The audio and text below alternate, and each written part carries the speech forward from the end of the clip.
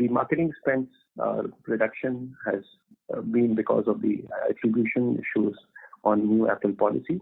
However, I'm very pleased to inform that we have expanded our marketing channels, we have found new channels, and we believe that the whole ability to spend more dollars in the coming quarters will be very, very handy for us as we move and increase our spends in the next quarters and get to more net new subscriber growth happening. The key KPIs in terms of cost per trial, monthly churn, activation ratios, they all remain same, range bound, so which means that underlying business continues to be very strong, and that is what really our team continues to focus day in day to ensure that our retention, engagement, subscription ratios are all very healthy. We had a 25% growth in monthly subscribers compared to Q1 FY21 versus Q1 FY22. And because of the marketing drop, sequential quarter, you will see a 5% decline in net subscribers, but that's very understandable given that there has been a very significant decrease in the marketing spends, but we'll come back on that piece.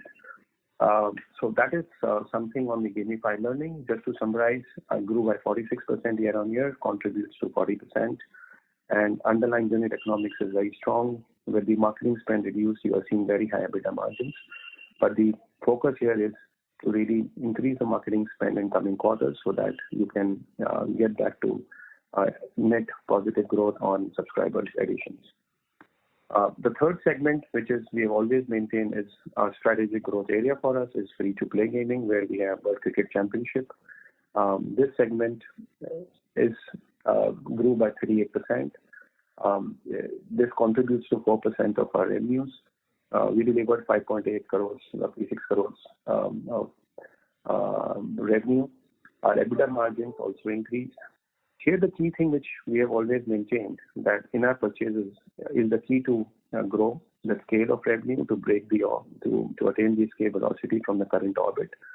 And we are happy to convey that our percentage in our purchase conversion, which is the key metrics which we have always discussed with you, has improved in this quarter. Has improved from 0.1 to 0.15%, and that is what is giving us now a leeway to see if there is an LTV CAC equation possible for us to start paid user acquisition. Till now, we continue to grow this franchise organically, and this increase in revenue is also, I would like to highlight, is also because of 1 month of IPL in April. So you had one very strong seasonality-led event happening for you to compare when you are comparing Q1 of last year versus Q1 of this year. Moving on to next two segments, telco. Our contribution of telco has come down from 16.5% in FY21 to 14%. As we've always mentioned that telco contribution will keep coming down with the growth of other three segments, namely esports, gamified learning, and premium. Our business declined 19% in Q1 of FY22 compared to Q1 of FY21. It is flat quarter on quarter. The decline from 8.1 crores in Q1 to 3.8 crores is predominantly coming from our whatever remnant India business is. That is already as we have always maintained that India business will not be there.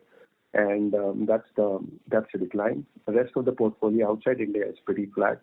And if you look at this results, you would have seen, and I've got a lot of feedback in past that the entire corporate cost is sitting in telco segment, and hence the EBITDA margins are not rightly represented. We discussed with our auditors, Grant Thornton, Walker Chindok, and we have allocated corporate costs across segments. And that is how we are going to continue to report going forward as well. We are Disney content acquisition, as I mentioned in last quarter. We are looking at integrating that with multiple telcos. Teams are working on showcasing the content and content strength to different telcos. And how this kind of proposition pans out in next 2 quarters, we will come to know.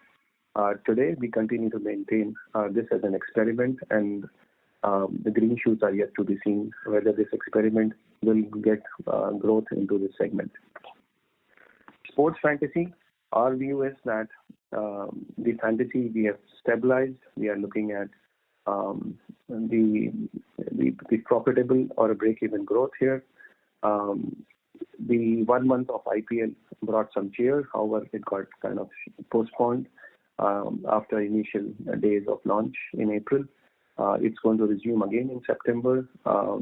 Fantasy remains a sub 2% contribution for us. Our view here is that this segment is very large, and we will be playing a role in this segment, but very cautiously. It's a strategically important segment for us. How can we really grow this segment profitably, and how can we build liquidity without really burning too much of cash given these statutory issues? We are working on those plans, and our commentary on this segment remains status quo as we had mentioned in past. If I were to kind of summarize, very, very strong growth momentum led by strong business KPIs. We see notable KPIs of premium businesses of World Cricket Championship showing some positivity. We show a strong continuation of retention, engagement, unit economics, and gamified learning. We see very strong performance coming from Sportskeeda and Nodwin. So overall, we remain very confident of the overall story, coupled with all the macro factors which Nitish mentioned and the tailwinds in gaming across markets. With that, I will open the floor for Q&A. Thank you very much. We will now begin the question and answer session. Anyone who wishes to ask a question may press star and 1 on the touchtone telephone. If you wish to remove yourself from the question queue, you may press star and 2. Participants are requested to use handsets while asking a question. Ladies and gentlemen, we will wait for a moment while the question queue assembles.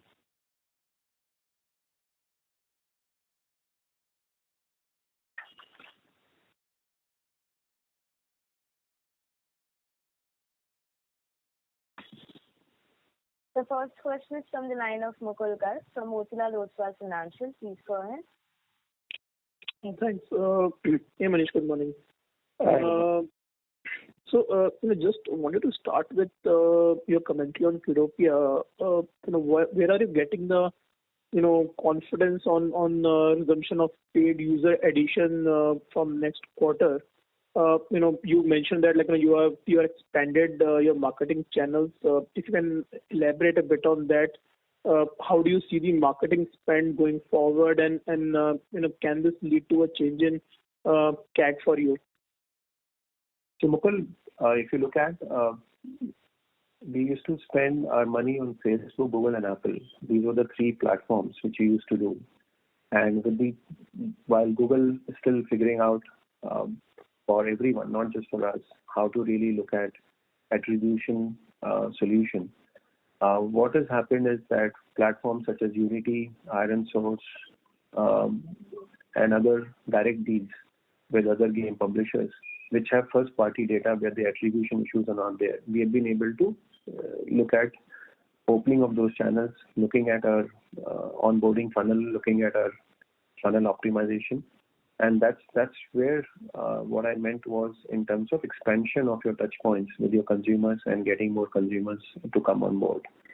And that is really what I believe is that such a large opportunity of advertising which Google will solve once it comes back. These channels also performing very well. We'll have far many options to really acquire more users at scale. Rather than just be limited to the 3 touch points which we were earlier having. So we'll emerge much more stronger in terms of multiple touch points being available to us. Second question to your thing is to CAC.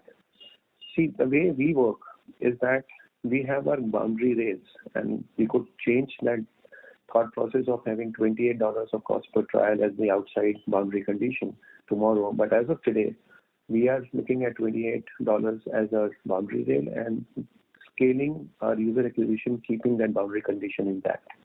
So that is a number which we have put rather than the market-driven numbers. And in that number, if we can get scale, great. If we can't get scale, we will not spend. So that's our theory, and hence the CAC doesn't really become a dynamic factor.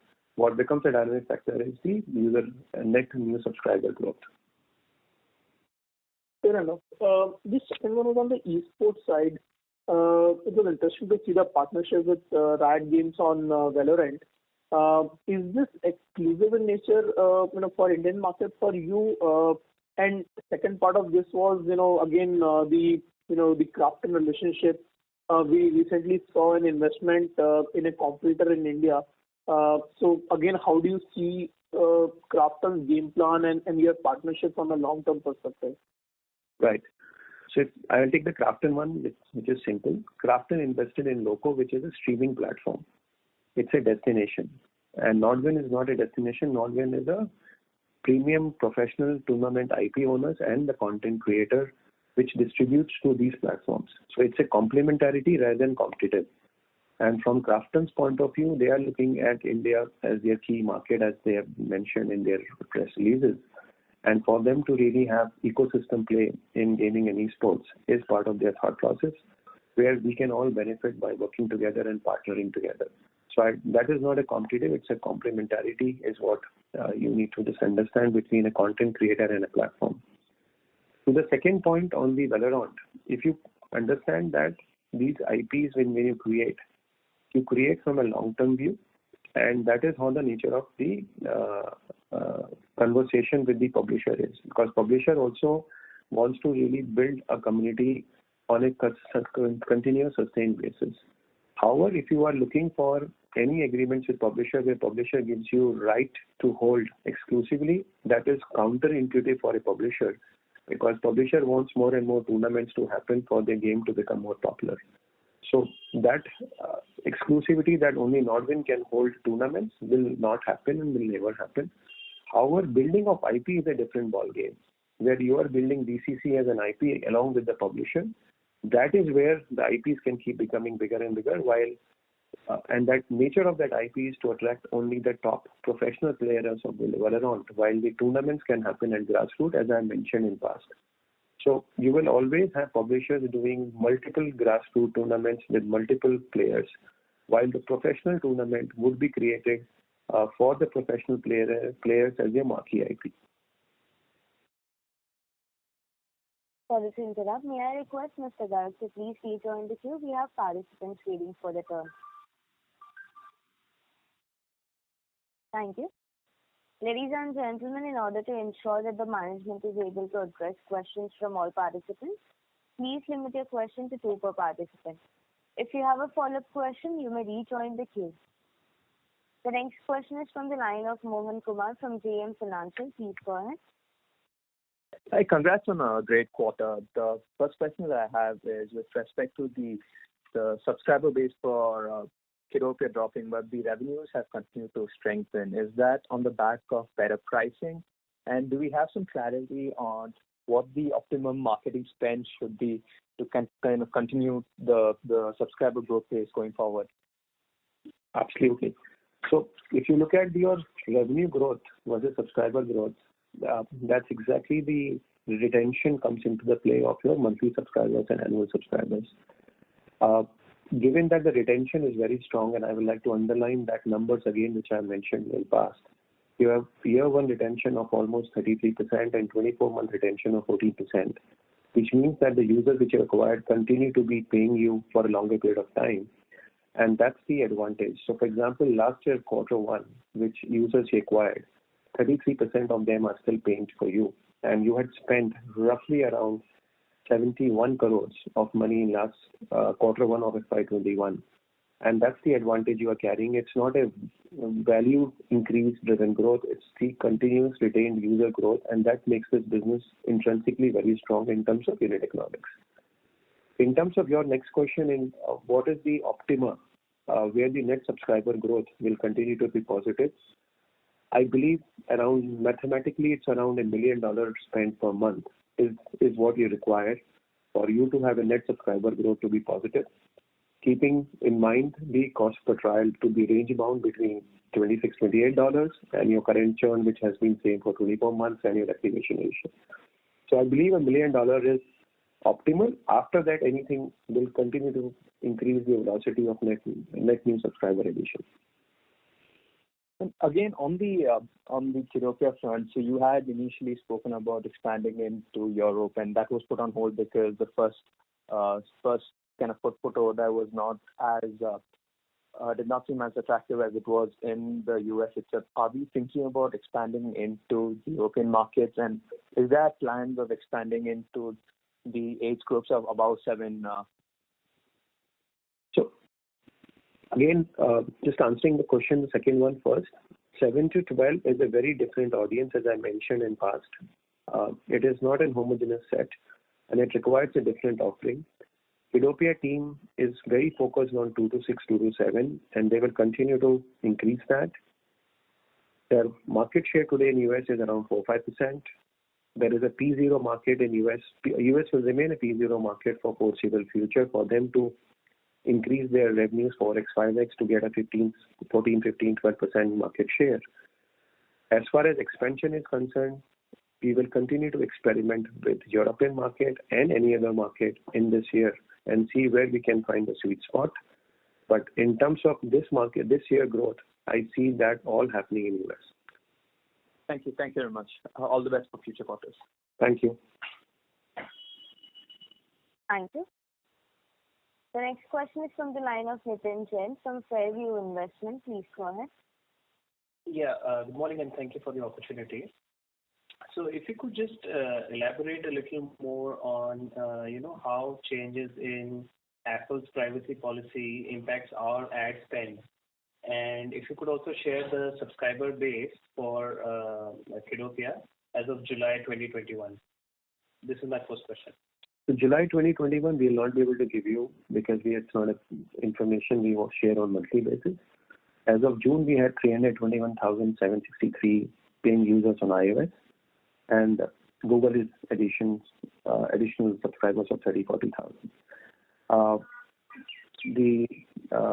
To answer your earlier question, how does Apple policy really affect?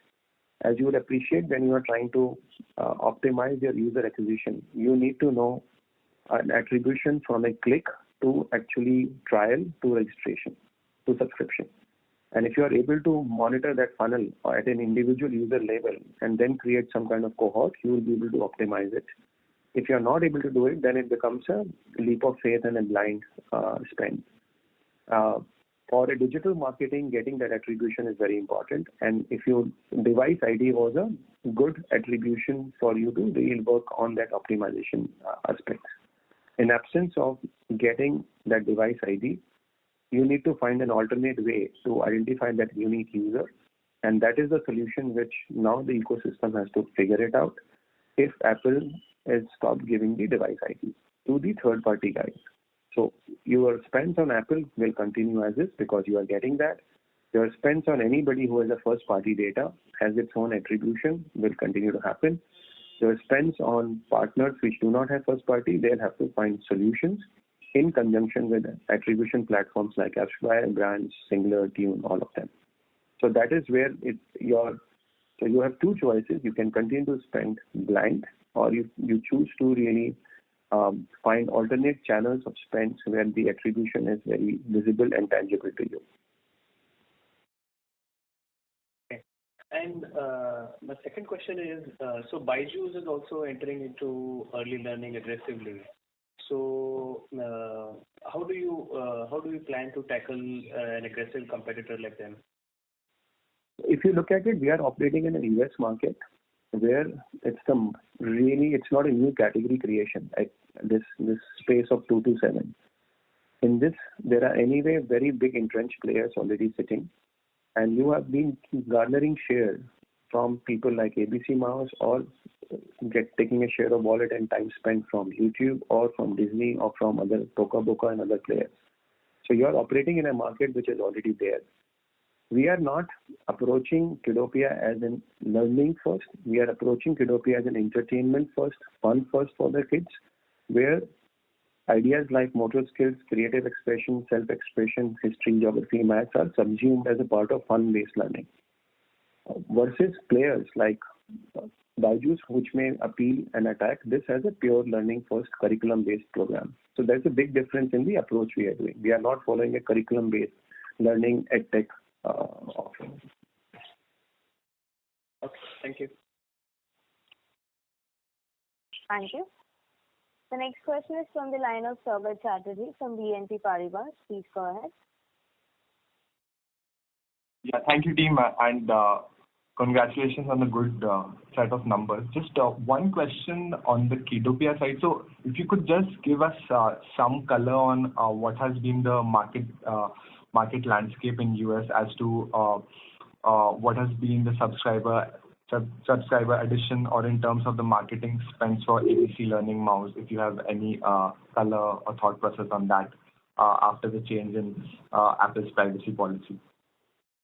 Unfortunately, I don't have exact numbers of the competitors, right? Because those are not public information. But from anecdotally, from talking to different publishers and ad networks, right? It is an industry-wide issue in terms of attribution and hence the spends. What is also happening is that as now it's 26th April is when the policy was enacted, and you see a couple of months now have happened. There are many more solutions are coming into the market gradually to kind of find alternate ways for attribution. And that's what is it's the silver lining I'm seeing on the horizon. Because every game publisher, every app publisher is kind of really finding or want to find that support from Google or any other ad networks. Secondly, platforms like Unity, ironSource and other guys have been able to kind of ramp up and demonstrate that they could give you that attribution for doing it. So I think overall, the industry is moving forward with new solutions to identify how to really work it. And good thing is that it's a level playing field, and it's same thing for every game publisher, every app publisher, big or small, across the world. Okay, thank you. And just one small follow-up on the esports side. So any plans on adding new IPs in the next 6 to 12 months? And also, if you could just throw some color on the white label events that may be planned for the upcoming year. So I think both these things are business as usual for us. Working with publishers for white label, identifying partnerships with them for whether India or new geographies, it's absolutely business as usual. Similarly, our key thing is to make our current IPs bigger and launch new IPs so that we can really have a catalog of marquee IPs in India and other geographies. That again is a stated strategy, and we'll continue to do it. Last year we didn't do it because of the COVID. This year we hope that by October, November we should be seeing the COVID impact receding, and we can launch new IPs in new games or new geographies. So that's what we will be looking at. However, it's a bit dynamic situation given the COVID situation. Okay. Okay, thanks a lot. All the best. Thank you. Thank you. Thank you. The next question is from the line of Deep Shah from B&K Securities. Please go ahead. Yeah, hi. Thanks for the opportunity. So my first question is on the esports business. So we saw the finals of Indian qualifiers of VCC having close to 500,000 cumulative views. Do you see that at least some of these premier tournaments in the next 2 or 3 years may be becoming shifting completely to OTT platforms, or the market still remains very small for such monetization? I think there are two aspects of it, and just so that underline for rest of the people on the call, the final of VCC, the PUBG launch, BGMI launch, my apologies, in India, saw more people watching it than in the final match where Jovic became the champion for the Wimbledon. So you can already see the kind of popularity of esports viewership in this country is really increasing by the day. I believe monetization on OTT platforms will follow this viewership, and as we continue to increase viewership numbers, OTT platforms will be able to attract more brands, whether endemic brands or FMCG brands, as sponsors, and I see that happening completely. But the key indicator, if I may say, is the viewership numbers on these platforms, and that's very encouraging. Right, sir. So the second question is on the gamified learning space. So one of your largest competitors in US raised a massive funding, and now with the Chinese regulations, it's unlikely that they'll invest anymore in those geographies. So do you think there is a case that competition will increase predominantly in your US markets or the European markets? The US market is already super competitive because, as I mentioned, you are talking to a 2 to 6, 2 to 7-year-old child which is spending time on screen and getting entertained. As I've defined before also that if you were to look at this framework, you are looking at one side entertainment, other side learning. And on the y-axis, you are looking at paid and free. And the third axis, if I may draw, is curated, non-curated. So we are operating right at the center of entertainment learning, and we are in the paid version and a curated content. And in that is where you are attracting parents and psychographics of parents which want safe, healthy content where the child is having fun and there is a underlying learning which is happening and parents are happy about it. I think that is a very, very strong proposition of Kiddopia, and that has helped us to grow, and we will continue to garner share because on the strength of the content and the engagement which is created by the content. So I'm not worried about it because this is a category where, frankly, it's not about money which can win, it's in the content engagement because child has enough and more options.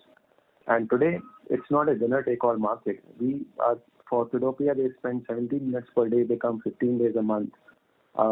If the child who is using Kiddopia is only using Kiddopia, no, they will be using 4 or 5 apps. That's the nature of this market, and you're talking about share of time spent, you're talking about share of wallet. And as long as your parents see that child is happy and using the app again and again, and they see it's a good app, I don't see an issue in terms of our growth and continuing to increase our market share and become a household brand. Right. Thank you, sir. I have a few follow-ups. I'll join back in the queue. Yeah. Thank you. Thank you. The next question is from the line of Sudhir Gantapali from ICICI Securities. Please go ahead. Yeah. Hi, Nitish, Manish. Good morning and congrats on a great set of numbers. Sorry to delve on this iOS 14 privacy policy update, but companies like Facebook and Twitter seem to be calling out a medium-term impact both on data quality and digital advertising spends.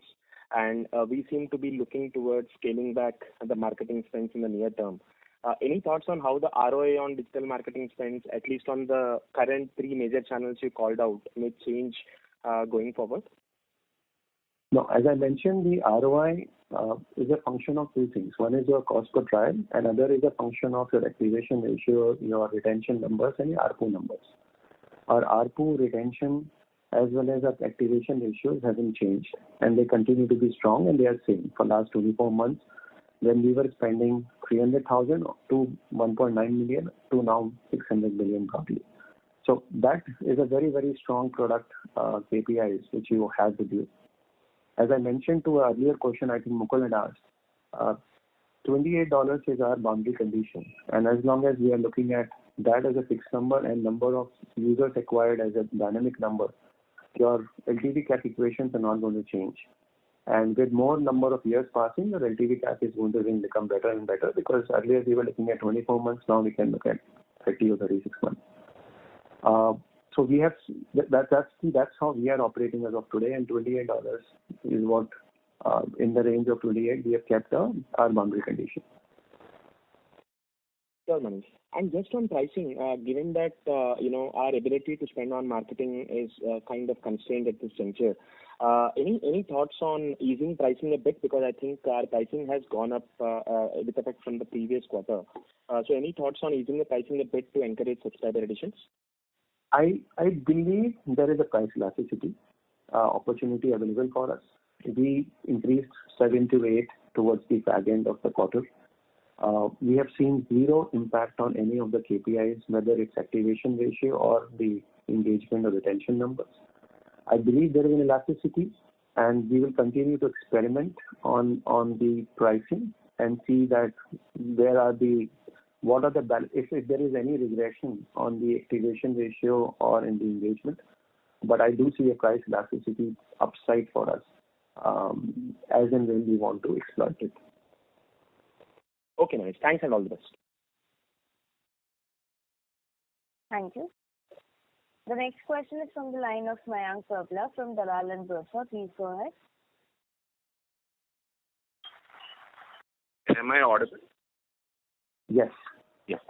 Thank you for taking my questions. Actually, I wanted to get some clarity on the sports Kida business. So I think you mentioned that the customer base increased from 11 million to 16 million. Am I right? Monthly active users, yes. Yeah. So that has increased by 45% roughly, but the revenue has increased almost fivefold. So could you just throw some light on this programmatic revenue? I think there is a slight error in your maths. 11 million to 66 will not be 45, actually 450 odd percent. 11 to 66. Okay, sorry. Yeah, I thought 16, sorry. Okay. And could you just throw some light on this programmatic sales, please? Programmatic sales means that you are connected with different ad networks, and you are getting you are sharing your inventory with those ad networks, and they find a relevant fitment for the brands, and they are able to show those ads. So it's a completely scalable.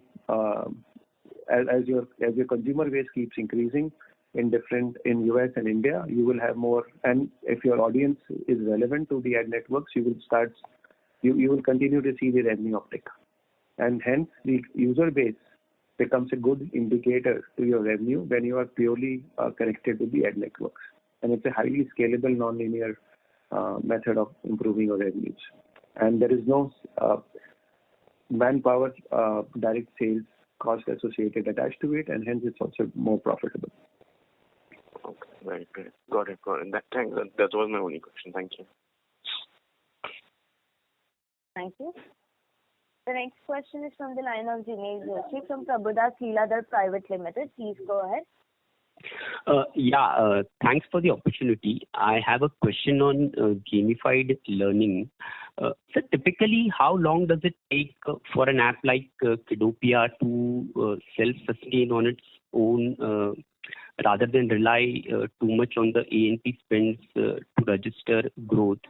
And in that context, if you can share what has been the life cycle journey of other players present in the US markets like ABC Mouse and PBS Kids when it comes to balancing the growth and A&P spends. So that is the first question. I see, if you look at it, in my opinion, for you to have a much more organic users really coming into your fold, you need to have lot more word of mouth and become a household brand. And for that, maybe 7, 8, 9, 10% share is minimum for you to really kind of get that. I don't think Kiddopia at this juncture can expect to have an organic downloads outpacing the paid user acquisition, and hence the dependence on A&P will continue. When can they happen? We will have to experiment and figure it out.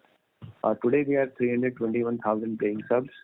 Can that be achieved when we have million plus paying subs? I think so, but it is yet to be proven.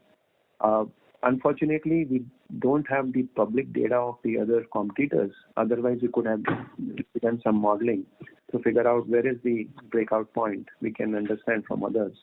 And that's where it is a bit opaque, and we have to only learn through our own experimentation. Fair enough. Sir, second question I have is on the esports segment, wherein media rights contributed roughly 49% of our sales in 1Q. So this being a major chunk of our revenue, can you explain what is the typical tenure of our agreements with broadcasters, and how often do the escalations kick in? And also, is it possible to share who are our top 3 broadcasting partners? So broadcasting, our media rights and licensing revenue comes from 3 top partners, which is Viacom, Hotstar, and YouTube. Right. Out of that, Viacom is the largest partner, and the agreement is for 3 years. Out of that, 1 year has passed. And in terms of escalation, annual escalation, currently the business model is built on 2 ways. One is that you get the flat content fee, but you also get 4 minutes for every hour as an ad monetization slots which you can go and sell in the market. We have not sold any of the spots in last 1 year because we are building the market, building the reach of it. But we believe the additional revenues will kick in if once we start able to monetize those 4 minutes per hour, which we get as a content creator to build our own upside beyond the content money which we get. Sure, sir. Just to clarify, this means that esports can have an additional revenue stream coming in from advertisement inventory sales, right? Yes. Yes. Okay, sir. Thank you so much. Thank you. The next question is from the line of Devesh Mehta from Dolat Capital. Please go ahead.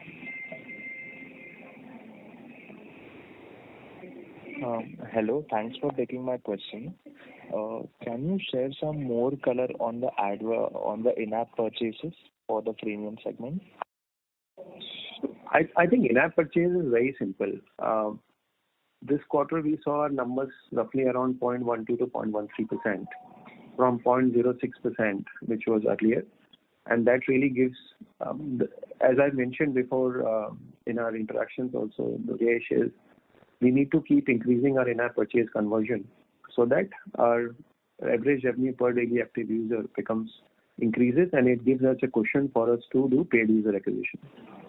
Okay. So this in-app purchase increase is a constant task for us and a constant game task for the game designers working on the game so that they can keep increasing. When we see in IPL, we see that this percentage in our purchase conversion increases because there is a inherent tailwind and excitement around cricket, and that also contributes to this increase of 0.1 to 0.13% from 0.06 to 0.07% in the month of April, which is what we are seeing in the numbers. And given that we have a cricket season ahead of us in September onward, we believe combination of the tailwinds of cricket season plus our own efforts should be really helping us to build on these percentage conversion numbers. Okay, I have two further questions. First is that can you share the percentage of revenue for IAP in our freemium for this quarter? Yes, it was 27% if I remember, but I'll just give you. Yeah.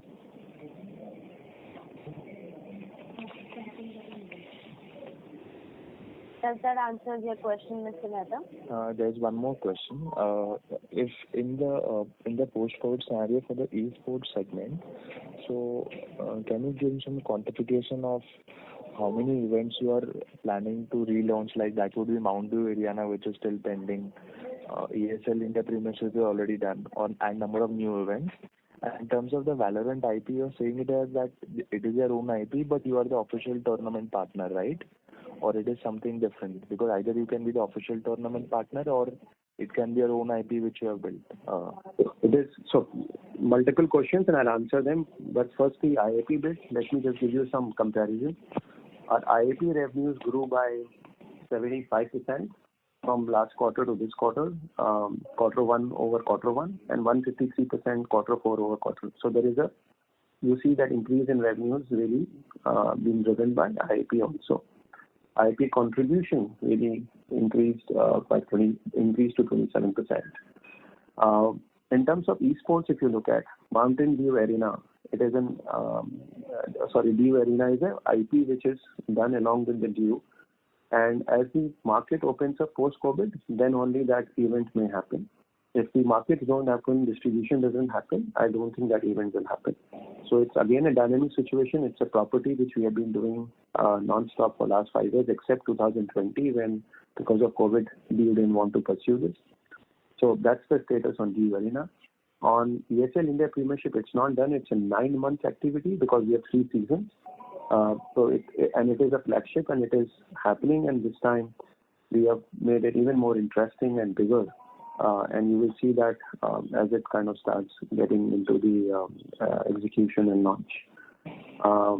As far as new Valorant is our IP in partnership with Riot. As I mentioned to some other question, there is no exclusivity or an official thing, because what you are really looking at is a publisher, and you're working with publisher to really make it big. What you get is a full support of Riot behind making this IP bigger, because if this becomes bigger, it becomes a marquee IP, it directly benefits them. Okay, thanks a lot. That answers the question. Thank you. The next question is from the line of Parthiv Dulasa from NVS Capital. Please go ahead. Yeah, hi. Good morning, sir. Hi, good morning. Yeah, so just I had one question. Almost all my questions were answered. Just I have one question. So almost over 80% of the revenues derive from two main businesses, that is esports and early learning, right? Just wanted to understand your broader roadmap over next, say, 2 to 3 years. How do you want to grow this business, and what kind of growth as a company you perceive about this business? So you're absolutely right. 81% comes from these two segments, 41% from esports, 40% from gamified learning. Right. Yes. I've always maintained that there are three segments which we are looking as growth. It is gamified learning, esports, and freemium. Freemium is very small today, and I believe that is going to be a real cracker going forward. And the fourth one is real money gaming, where we are sub 2%. This is a very large addressable market. We need to find ways to acquire some scale muscle profitably, and we will look at working on a strategy on real money gaming in going forward. So these are the four things which we are kind of really looking at. And I believe in foreseeable future, what you mentioned about 2-3 years down the line, I don't see esports and gamified learning contributing to 81%. I believe that freemium and RNG will also kick in, and you will have 4 competitive horses running for the contribution share of Nazara's portfolio. Okay, but can you just give some ballpark figure of how much percentage growth do you perceive, whether they contribute 80% or not, but how much growth, percentage year on year do you perceive, and with the EBITDA kind of a margin will sustain at this 20%? We have avoided giving guidance. We'll continue to not give guidance. Right. What we would like to do is look at the growth which these companies have achieved in the last 2-3 years. Look at the market which we have given, and then you can extrapolate. Got it. And the margins will be around the same line, right? Around, give or take. Yeah. And on the margin, you will see a great margins this quarter because of only one reason of reduced marketing spends in Kiddopia. Correct. We would love to invest back into more marketing as we believe the market opportunity is very large, and we want to have a higher growth rates with an optimal balance between growth rate and EBITDA margins. Okay, sir. Okay. Thank you so much. Thank you. The next question is from the line of Sundar from Spark Capital. Please go ahead. Hi, Manish. Manish, couple of questions. The first one is on the KPIs of the gamified early learning business. CPT has become $22 to $28, and activation ratio at 70 and churn at 4 to 7%. Now, what I would like to get a confirmation from you is that last quarter we had CPT between 22 to 26. Activation ratio higher than 70%, and churn is between 4 to 6. So have these numbers slightly deteriorated, or am I reading too much into these 1-2 percentages? I think on the CPT, it has definitely increased from 26 to 28. Okay. Barring that, activation ratios or the churn, they are range bound, and there is no alarm bells which you should read into it. And CPT, should we get worried that it could further increase? Because last quarter, remember, you said 26 was the maximum that we'll stretch to, and we're already at 28. So how should we look at that? I think that's what I mentioned, that it's a boundary condition, right? 28 is a boundary condition. If we look at growth and figure out a price elasticity on monthly subscriber base, we are okay to increase it even more. We are not worried about it, right? At the current pricing, because we also, if you see what we did, Sundar, is that we increased the monthly price from $7 to $8, right? where we increased roughly around 14%. And so we were very okay to take this to 28 from 26. So for us, given that monthly subscriber base contributes to 70%, our revenue price elasticity and ability to get more users with the CPT increase goes hand in hand.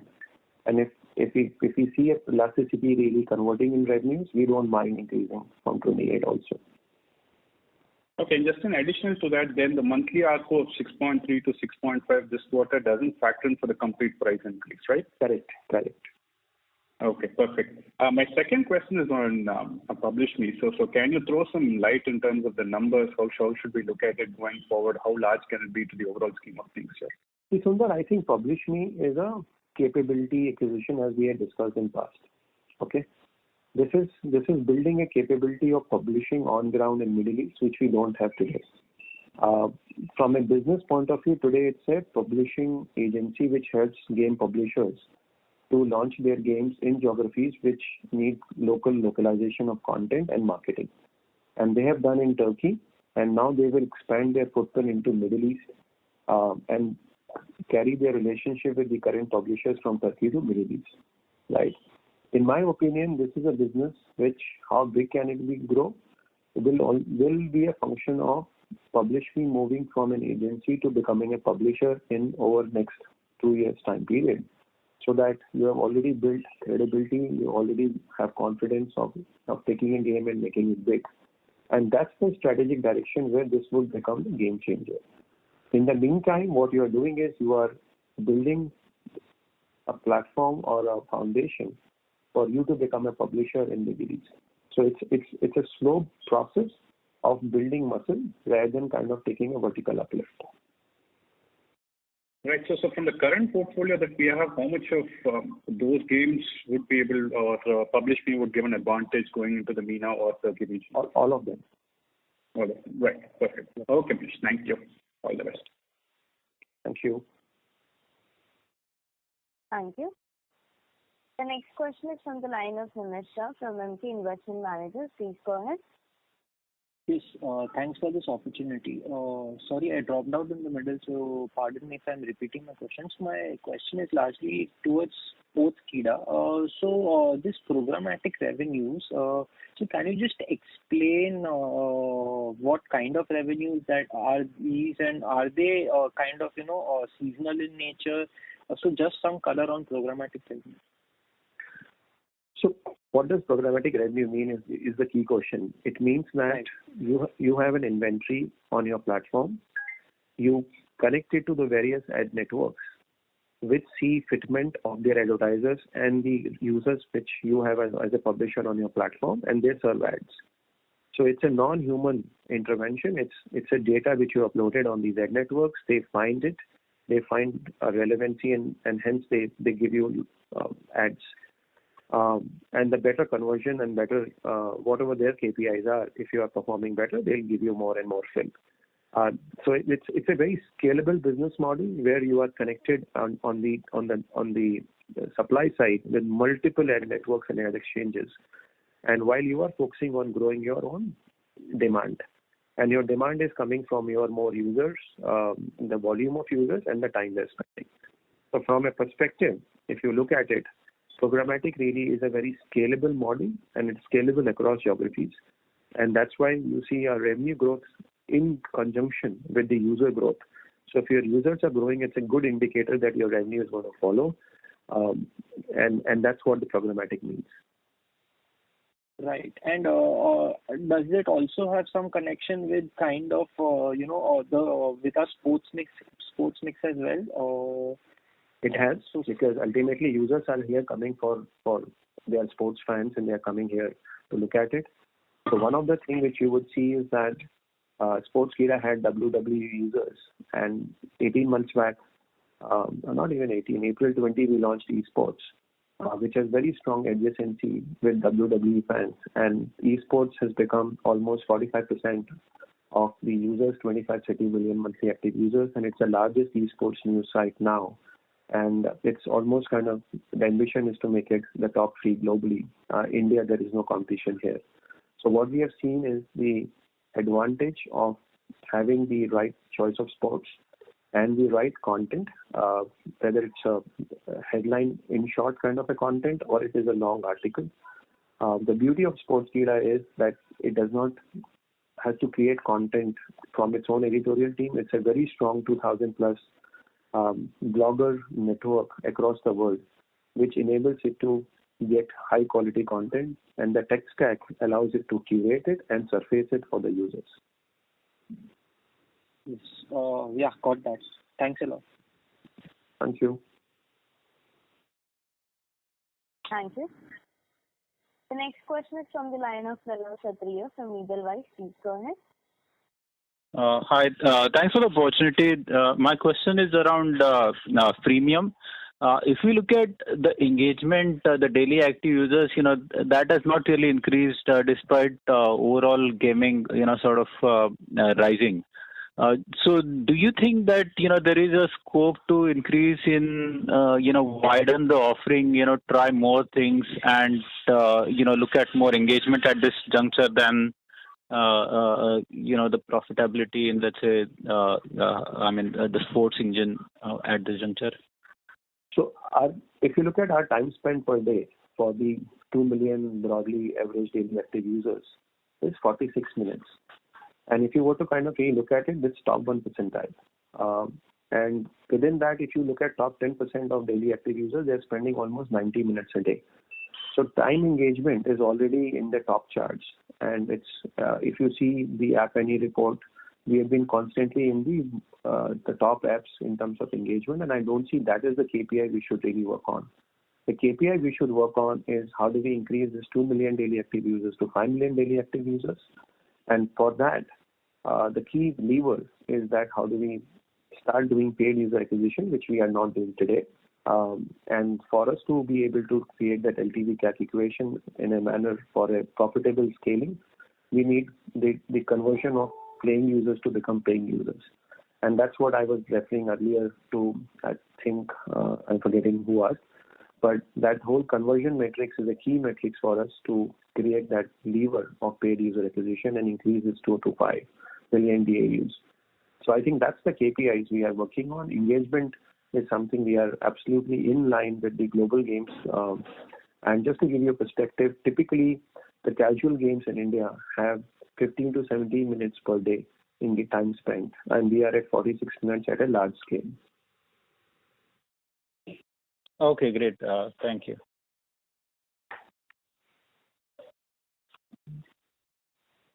Thank you.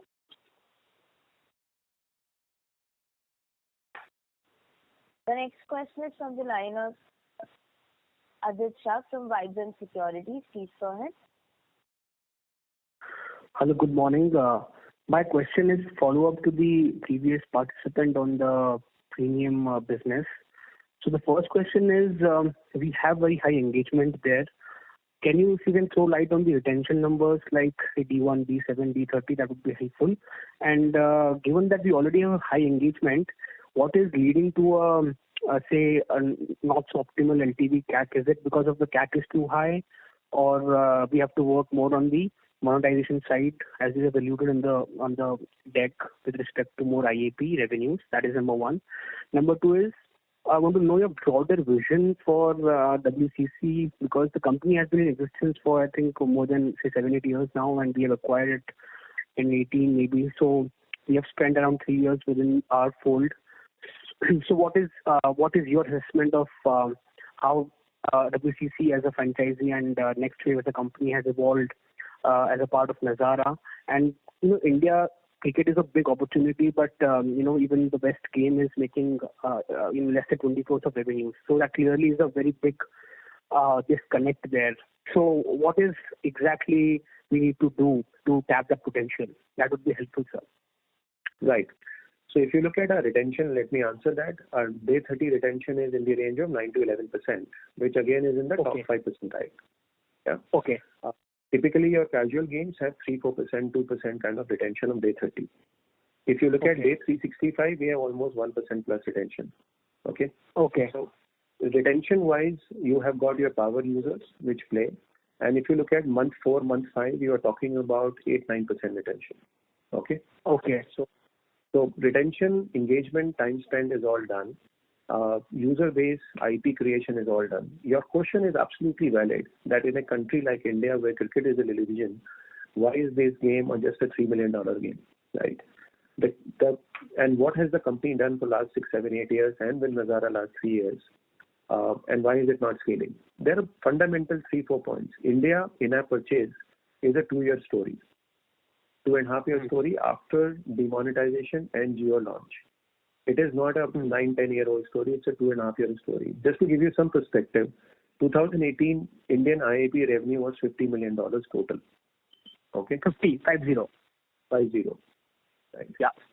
And today that has increased by 10x. It's $500 million. Okay. Okay. Now, if you look at comparison to US, which is $10 billion, China, which is $14 billion, only mobile gaming I'm talking about, since I'm comparing mobile to mobile. So you could clearly see the India market is at a very nascency when it comes to in-app purchase, right? And when you are talking about the games which are making this $500 million, you are having BGMI, you are having Free Fire. The global games with global communities contribute to 70-80% of the revenue, because it's the same phenomenon of 1990s where the TV was dominated by American content, right? Yeah. So it's a very nascent market, nascent business. What you are really looking at is a 450 million TAM. In that TAM, you are a 70% leader with a very strong engagement retention. And now the task is cut out to unlock that value of converting paying users to playing users.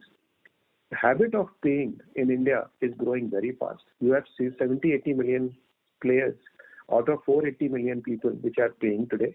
Now that itself is a very low conversion at a market level.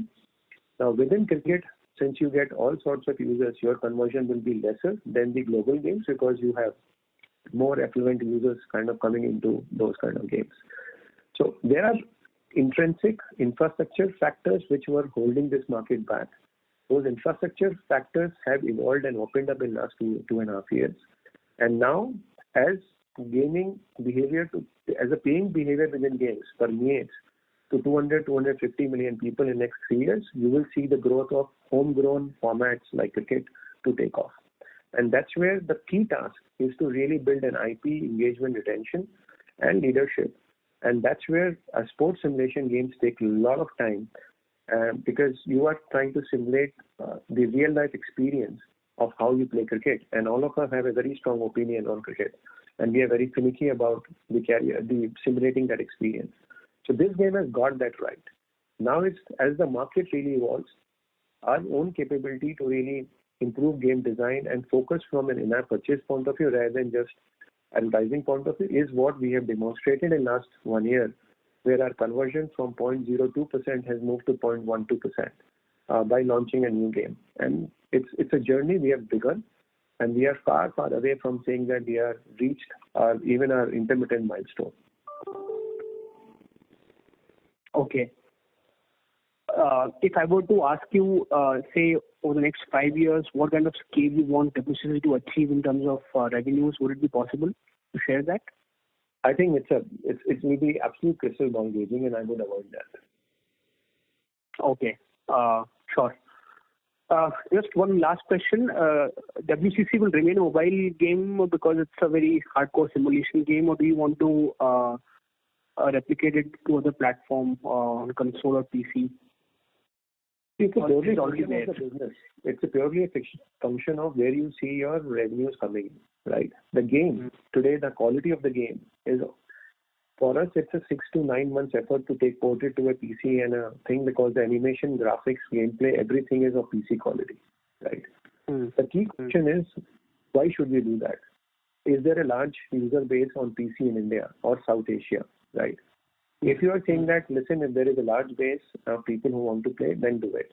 But if you believe that India, South Asia is going to be remaining a mobile first, mobile only large market, and that's where the revenues are being built, even on global games in India, I think PC becomes a debatable strategy. Should you really spend even money, effort, even very small money and effort on that? Okay. Any other genres you would be interested in within premium, say within sports? apart from cricket or other genres? Our view is very simple, that we have demographics of 14 plus male and we have women gamers.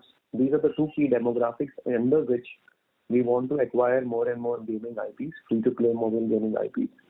And that's what we will be looking at through M&A. Sure. Thank you so much for the answers. All the best. Thank you. Thank you. The next question is from the line of Nitin Jain from Fairview Investment. Please go ahead. Yeah, thank you for the opportunity again. So I have a question related to Kiddopia. So given that the policy change happened in April, have our spends resumed to what they were prior to the policy change, or will it take some more time? The spends are increasing every month, right? Have they reached to the pre-policy change? No. Will they reach? Yes. Okay. And is it possible to provide Kiddopia's market share in the US market, or? So you can extrapolate it. Total universe is around 25 million kids of 2 to 6 in US. Roughly a million sampling is what Kiddopia has happened. So we are roughly 4-5% market share in terms of sampling. That's how you can really arrive at. Okay, sounds good. Thank you. Thank you. The next question is from the line of Dipesh Kashyap from Equirus Securities. Please go. Yeah, hi, sir. Thank you for taking my questions. So the media rights revenue seem to have not grown YOY. Any reasons for the same? And if you can also give a comparison, the number of white label events that you did in this quarter versus last, and what was the revenue contribution of the sponsorship in this esports, if you can give, please. Thanks. So if you look at the media revenues, will have not increased predominantly because of your COVID, right? Your live tournaments, your viewership, for brands to really come in, all of that has been a very, for the OTT platforms to really launch and go very big has been a very tame affair. Okay. So I see that really happening and increasing as the viewership continues to increase. More and more money will come into this segment. On the number of white label events, how many did we do and how many actually we did last quarter? I need to get back to you because I don't have that exact numbers with me. But Rahul can give it to you offline and or post it as part of the earnings call transcript. We can do that. Sure. And sir, what was the revenue contribution of sponsorship in this quarter? So sponsorship is purely a function of marquee events. If you see Nodwin business, it is very loaded towards Q3 at Q2, Q3, especially Q3, not Q2. And that's where you will have your India Premiership happening. You will have other IPs happening because that's a time frame when the festivities are around. There are no exams. So October, November, December is always a big quarter. And if you see last year also, that's what you see. And then pushing it into Jan, maybe Jan, Feb. Quarter one is always, quarter one, quarter two are, let's say 40% first half, 60% second half is what Nodwin always you have seasonality. Got it. And secondly, sir, if you can highlight what kind of partnership you have with the Riot Games for this new IP. Is there any license fee or revenue sharing arrangement you can talk about? And also, Valorant, as I understand, is a PC game, right? So do you think it can become big in India, given that we are largely a mobile-based gaming market? You know my view on mobile versus PC. I think PC has a very strong, dedicated community, but it's not in volume. I was myself surprised, in spite of being a PC game, the viewership it attained, right?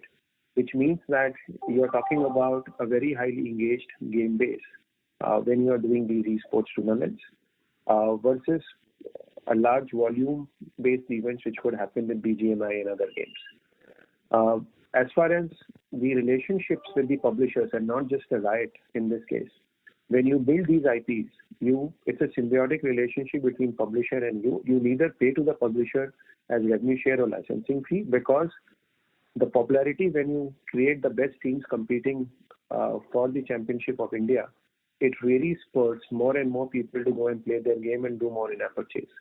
So truly publisher makes money by creating more aspiration, and that aspiration is created by us. And we make money through monetization, through brands and media rights. Thank you.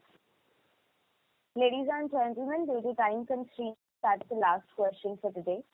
I would now like to hand the conference over to the management for closing comments.